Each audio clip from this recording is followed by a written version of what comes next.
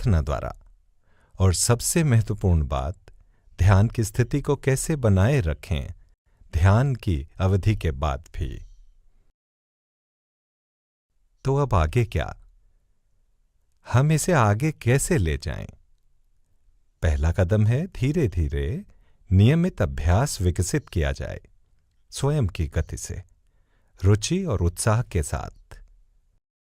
और सहायता हमेशा उपलब्ध है हमारे प्रशिक्षकों और अभ्यासियों के समुदाय की ओर से और हॉटस्पॉट्स दुनिया भर में, हमारी वेबसाइट्स और मेडिटेशन ऐप के जरिए, जो है हार्ट इन ट्यून।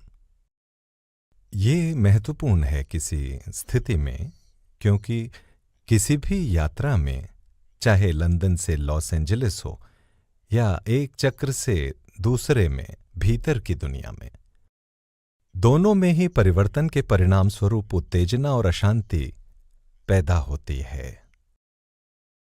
जब हम इस यात्रा को प्रारंभ करते हैं, यदि हम संवेदनशील हैं, हम महसूस करेंगे कि हमारा तंत्र अपनी जटिलताओं से शुद्ध होने लगा है, विशेष रूप से भावनात्मक जटिलताओं से। सफाई की इस प्रक्रिया के परिणाम स्वरूप आप हर बार बहुत बेहतर महसूस करेंगे। ये प्रक्रिया धीरे धीरे हमें अपने मनोवैज्ञानिक पैटर्न से मुक्त करती है। ये एक चमत्कार है। जब हम देखते हैं वो छूटना शुरू हो गए हैं, लगता है बिना किसी प्रयास के। कई बार दूसरे लोग हमारे अंदर के इन बदलावों को नोट करते हैं, क्योंकि हमारा व्यक्तित्व दिल के खुलने के साथ खुलने लगता है। जैसे जैसे हृदय सफाई के माध्यम से शुद्ध होता है और हम ध्यानस्थ अवस्था की गहराई में जाने लगते हैं, हमें जीवन शैली को एडजस्ट करना होगा कि वो आंतरिक बदलाव से मेल खाए, खासकर आंतरिक शुद्धता और आंतरिक सादगी।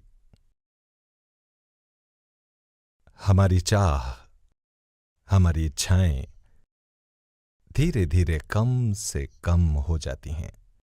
हम बहुत हल्कापन फील करते हैं, बहुत कम बोझ। ऐसा नहीं कि आपको कुछ कमी लगेगी, आप महसूस करेंगे आज जीवन में ऐसी चीजों की जरूरत ही नहीं है। इसे आप अपने ऊपर जबरदस्ती नहीं लाते, ये बस हो जाता है। ये बेफिक्र सी भावना है जिसे हम बहुत खुशनुमा पाते हैं। एक बार अनुभव के बाद हम इस हल्केपन को रखना चाहते हैं, तो हम स्वयं को परिष्कृत करने की कोशिश करते हैं और अपने चारों ओर की दुनिया के प्रति दृष्टिकोण को। हम पाते हैं पुरानी आदतें छूटती जा रही हैं, वो अब हमें अच्छी नहीं लगती, बेगानी सी लगती हैं। हम उनसे आगे बढ़ जाते हैं। यह वास्तव में एक चमत्कार है, क्योंकि अक्सर ध्यान शुरू करने से पहले हम उन्हें हटा नहीं सके थे, तमाम कोशिशों के बाद भी। मेरे गाइड कहते थे, जीवन में सबसे बड़ा चमत्कार है कैसे ऐसे परिवर्तन पॉसिबल हो पाते हैं, आंतरिक परिवर्तन, सहज ही। कभी कभी हमारा भी सामना होता है स्वयं के व्यक्तित्व की कमजोरियों से, जैसे वो हमें दर्पण में दिखाई जा रही हों। जब हम ध्यान करते हैं, हमारा स्वयं से सामना होता है, तब हृदय हमारा दर्पण होता है। ये अनकंफर्टेबल हो सकता है, लेकिन फिर ये हमारा नजरिया ही है परिवर्तन की प्रक्रिया के प्रति जो महत्वपूर्ण है। हम इस बदलाव को स्वेच्छा से आमंत्रित कर रहे हैं। हम बदलना चाहते हैं, विकसित होना। अपनी स्वीकृति और बदलने की इच्छा के साथ सब कुछ आगे बढ़ जाता है। ऐसे समय एक प्रशिक्षक के साथ किए गए ध्यान के अतिरिक्त सत्रों से हमें बहुत मदद मिलेगी। ये मददगार होंगे। जैसे चुनौतीपूर्ण समय होता है, वैसे ही आनंद का समय भी होता है, जहां चेतना का विस्तार होता है। ये महसूस होता है कि हम ध्यान की गहरी से गहरी स्थिति में जा रहे हैं और हमें एहसास होता है कि यहां अनंत संभावनाएं हैं, तो उतार और चढ़ाव विकास और परिवर्तन की प्रक्रिया के अभिन्न अंग हैं। किसी समय जब आपको लगे ओ मैं ध्यान नहीं करना चाहता, तो उसी समय आप मदद के लिए पुकारें। आप मदद लेते हैं प्रशिक्षक से और कहते हैं ओके मैं ध्यान करना चाहता हूं, क्या आप मुझे ध्यान करवा सकते हैं फिर से? इसे मैं कहता हूं इंडिविजुअल देखरेख, और पूरे विश्व में सभी प्रशिक्षक खुश होंगे आपकी सहायता करके सभी परिस्थितियों में। वास्तव में जब भी आप उनके साथ ध्यान के सत्र चाहते हैं, वो खुशी से आपको ध्यान कराएंगे। हर बार जब प्रशिक्षक हमें मदद करते हैं रिमोट सिटिंग से, या जब आप आमने सामने हों, तब बहुत ही विशेष कार्य होता है, और ये फिर से अनुभव की बात है। हालांकि अभ्यास एक ही है, ये वैसा ही ध्यान होगा, पर परिणाम असाधारण होगा। आप ये अनुभव करें, प्रयोग करके देखें। यहां गाइड का सपोर्ट अमूल्य है, क्योंकि वो इस यात्रा पर पहले से ही है और इसके उतार चढ़ाव अच्छी तरह जानते हैं। इतने अनुभवी द्वारा हमारी सहायता करना हमें बहुत आश्वस्त करता है। वास्तव में ये सबसे अद्भुत फीलिंग है, ये एहसास कि हम इस रास्ते पर अकेले नहीं हैं।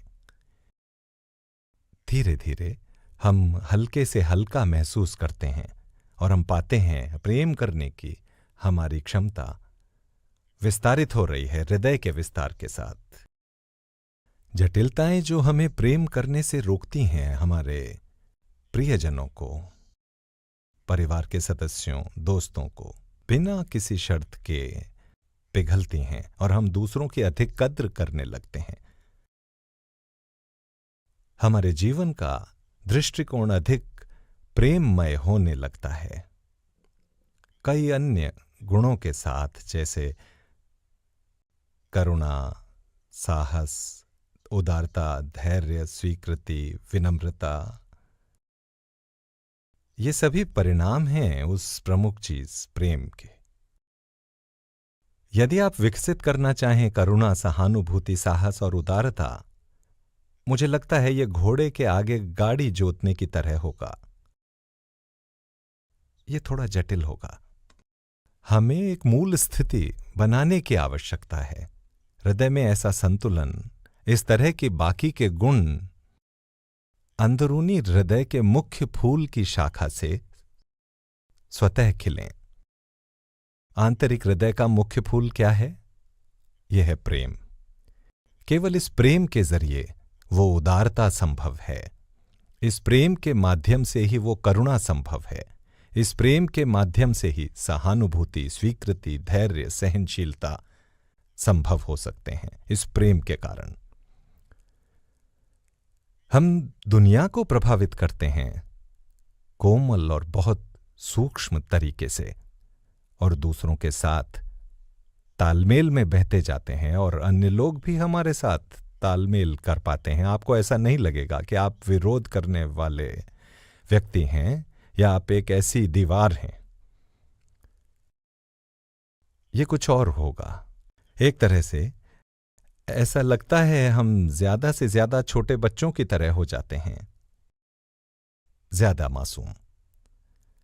आप देखते हैं अपनी मासूमियत और अचरज के भाव से कैसे बच्चे जीवन का बेहतर आनंद लेते हैं। हम अक्सर अपने बचपन को चाव से याद करते हैं। अपने साथ हुई चीजों पर हम कम क्रोधित होते हैं। जैसे जैसे हम आगे बढ़ते हैं, ये मासूमियत विकसित होती है, हमारा क्रोध उन्नत होता है, खुद पर दया भी समाप्त हो जाती है, और हम इन जटिलताओं और उलझनों से मुक्त हो जाते हैं। निस्संदेह ये क्रमिक प्रक्रिया है। इसी कारण हम हर एक दिन सफाई की इस प्रक्रिया को करते हैं और इस तरह एक ऐसी जीवन शैली सुनिश्चित करते हैं, इस तरह कि हम ज्यादा छापें न बनाएं जो जीवन को और जटिल बनाती हैं। परिवर्तन परिवर्तन एक महान प्रेरक है और हमारे अंदरूनी अनुभव इतने समृद्ध और उत्साही हो सकते हैं कि हम अधिक से अधिक ध्यान करना चाहते हैं।